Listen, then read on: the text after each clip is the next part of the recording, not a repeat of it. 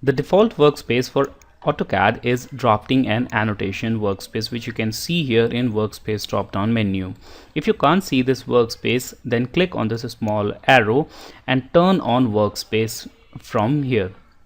Once you have turned it on, it will appear here and you can switch your workspace from drafting and annotation to anything else like 3D basics. So workspace are basically arrangements of tools and panels on this ribbon. So here you will find all the tools related to AutoCAD 3D, and a similar arrangement can be seen in 3D modeling where you will find more such tools.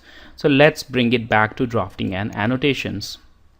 You can also switch your workspace from this gear icon that you see on status toggle. So here on this lower right side of this AutoCAD window, you'll see this workspace switching. So click here, and now here also you can see this workspace switching box, and you can switch your workspace from here as well. On the top left of AutoCAD window, you'll see this application button. Click on this application button and you'll see all the shortcuts for commonly used application. This is similar to MS Word or any other application of Windows which you use, and here you'll see all the commonly used tools like save, new, open, save as, export, and other options. Using this application menu, if you want, you can open a new drawing, sheet sets, you can open an existing drawing or existing sheet set or other drawing objects. You can also look for commands using this search commands box. So for example, let's search for circle command and let's find out where it is positioned on the AutoCAD ribbon. So I will type circle,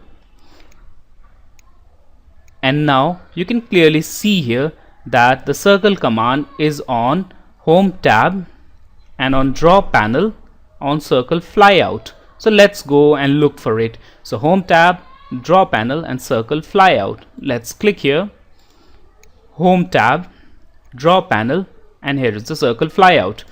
So you can see all the commands related to circle here along with its position and its location. So in this way you can look for any command using application menu search box.